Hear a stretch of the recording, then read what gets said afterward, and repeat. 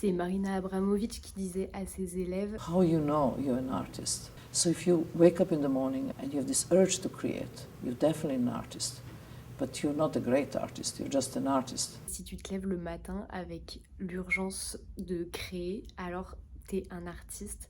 Mais par contre, ça fait pas de toi un bon artiste. Et en vrai, j'aime bien cette phrase. C'est un peu fataliste, genre marche ou crève. J'étais en train de me prendre la tête avec mes 152 idées, mes carnets, mes trucs, qu'est-ce que je dois faire, qu'est-ce que je dois pas faire. Un peu comme tous les jours de ma vie. J'ai tellement d'idées, mais il y en a aucune qui est vraiment incroyable et du coup, je sais pas laquelle je dois faire. Et je me suis dit qu'il fallait absolument que je fasse une vidéo d'auto-motivation et de motivation partagée sur le coming out artistique. Se définir comme artiste, j'ai l'impression que ça passe par une sorte de coming out où à un moment donné, tu vas juste assumer ton kiff et le rêve de ta vie et tu vas dire hey, je suis artiste. Et tout d'un coup, ça te refile de la légitimité pour tout un tas de trucs qui te faisaient peur avant. Du genre, est-ce que je peux exposer mon travail? Est-ce que je suis peintre du dimanche? Ou est-ce que genre j'ai une forme de légitimité? C'est vraiment à toi de te la donner et c'est de ça dont on va parler aujourd'hui. Ça paraît peut-être tout simple quand je le dis là comme ça, mais franchement à vivre, en tout cas pour moi, ça n'a pas été simple du tout et je serais curieuse de savoir comment c'est pour vous parce que j'ai cru comprendre qu'il y avait pas mal d'artistes ou d'étudiants en art qui suivent cette chaîne. Je pense que c'est un sujet important. Quand tu fais de l'art, il y a toujours la question de est-ce que t'es un artiste ou pas qui se pose. Donc en gros, si t'aimes ça depuis que t'es petit, nanana, a priori, tout le monde t'a appelé l'artiste pendant hyper longtemps. T'as 8 ans, tu fais des dessins, t'es trop l'artiste. Mais après, si tu continues, la question, elle se repose parce que quand tu débarques et que t'es en première année d'école d'art, bah t'es rien du tout. Et après, il y a comme un chemin pour revenir à ce que tu étais déjà de base et redevenir l'artiste. Moi, je pense que ça fait pas si longtemps que ça que je l'assume vraiment. Je dirais que YouTube, c'est un des points qui me le fait assumer vraiment beaucoup parce qu'en soi, du coup, je pose mes fesses sur internet et je suis en mode genre bonjour, je fais de l'art, donc je suis artiste, youhou. Et ça devient clair, ça devient évident. Mais avant ça, ça l'était pas forcément des masses parce que t'es là, tu fais tes trucs, etc.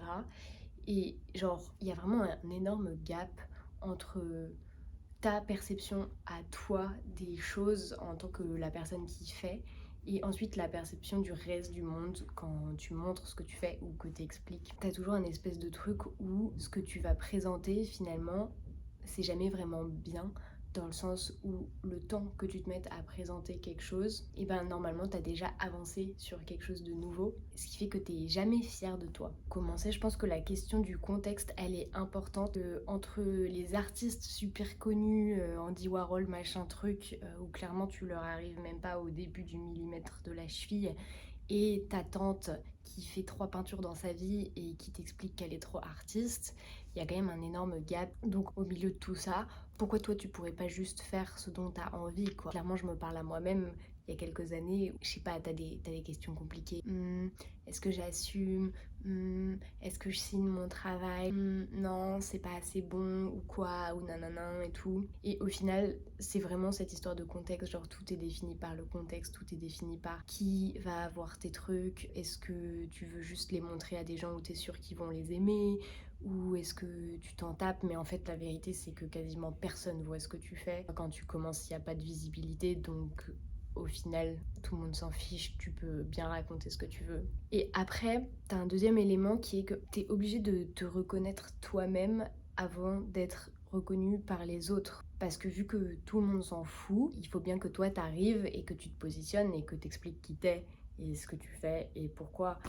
Personne va l'inventer à ta place vu que tout le monde s'en fout. Si jamais tu regardes cette vidéo et que tu fais partie des gens qui ont un peu des doutes sur la question, je dirais que c'est plutôt encourageant parce que ça a plutôt tendance à améliorer ce que tu fais. Peut-être que si tu fonces juste tête baissée, tu vas jamais te poser de questions et il va jamais rien se passer et tu vas faire toute ta vie la même chose. Ce qui est pas mal, c'est tu kiffes, mais c'est peut-être moins intéressant que d'explorer différentes voies.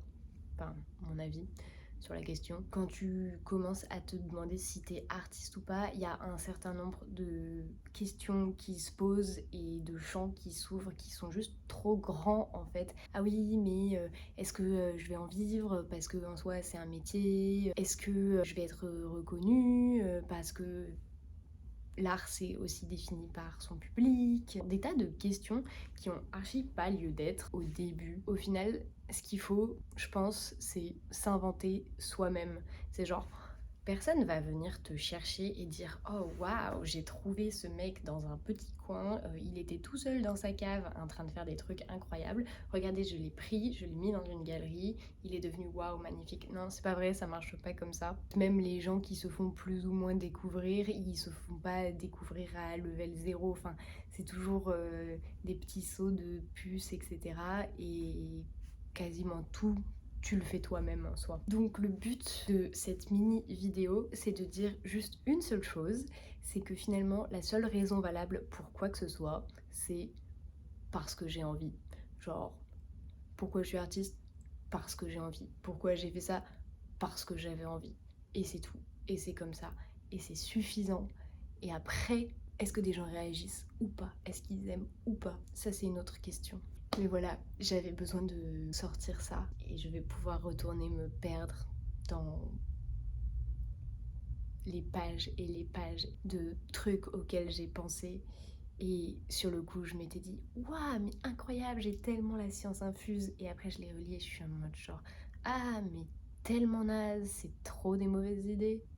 C'est comme ça qu'on avance peut-être. Bref, des bisous et j'espère que ça ne motive pas que moi